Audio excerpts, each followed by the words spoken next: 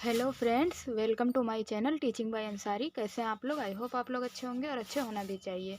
तो आज हम जो है हिंदी पढ़ेंगे और हिंदी का जो मोस्ट इम्पोर्टेंट पार्ट ये है जो मोस्टली एग्ज़ाम्स में पूछा जाता है कि व्यंजन के बारे में। तो आज हम उसके बारे में पढ़ेंगे हिंदी के।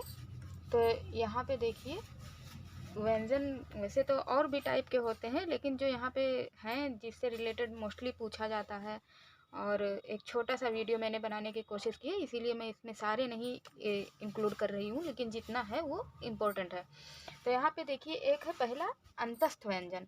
तो अंतस्थ व्यंजन 4 होते हैं, और कौन कौन से होते हैं इसको मैं यहाँ पे लिख देती हूँ। या,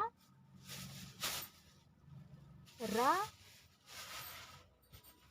ला और वा, है ना। तो ये कौन से व्यंजन होते हैं? अंतस्थ व्यंजन होते हैं। जो 4 होते हैं, यारा लवा, यारा लवा, ये अंतस्थ व्यंजन है। अब इसी तरह सेकंड पे देखिए, ऊष्मीय व्यंजन। वा को जो है कभी कभी अर्ध स्वर में भी इसको इंक्लूड किया जाता है, लेकिन वैसे अंतस्थ व्यंजन में भी ये आता है। ऊष्मीय व्यंजन जो सेकंड है वो दिया गया है ऊष्मीय व्यंजन। तो ऊष्मीय व्यंजन भी 4 होते हैं। कौन कौन से होते हैं?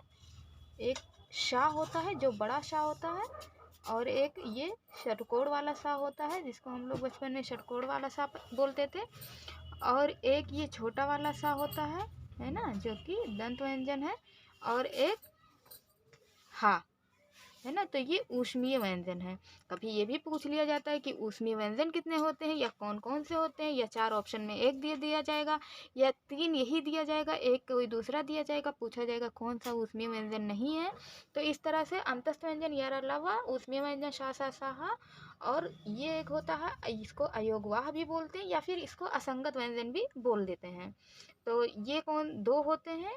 एक होता है अंग, और एक होता है आह, है ना, जिसको हम बहुत टाइम से पढ़ के आए हैं। तो इसको असंगत व्यंजन भी बोलते हैं और अयोगवा भी कहा जाता है। और जो चौथे नंबर पे दिया गया है, ये क्या है? संयुक्त व्यंजन।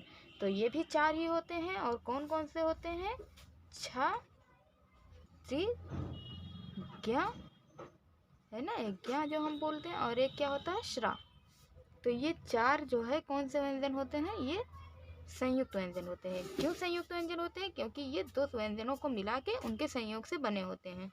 अब इसी तरह चलिए हम इसको बता भी देते हैं साथ साथ में ही कि ये संयुक्त व्यंजन जो है किस किस चीज़ से मिलके बना हुआ है।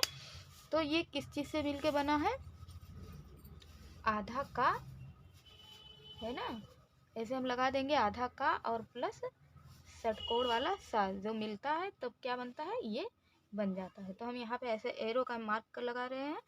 इसी तरह से त्रा जो है, ये आधा ता और प्लस रा के मिलने से ये क्या? त्रा बनता है।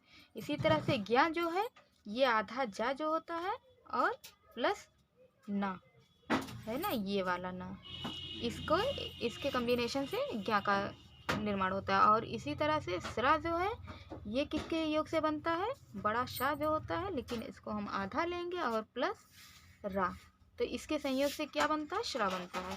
तो आई होप ये आपको छोटी सी वीडियो ज़रूर अच्छी लगी होगी। अगर आपको अच्छी लगी हो तो लाइक सब्सक्राइब करें, बेल आइकन को प्रेस करें, और ज़्यादा से ज़्यादा अपने दोस्तों में शेयर करें। Thank you for watching.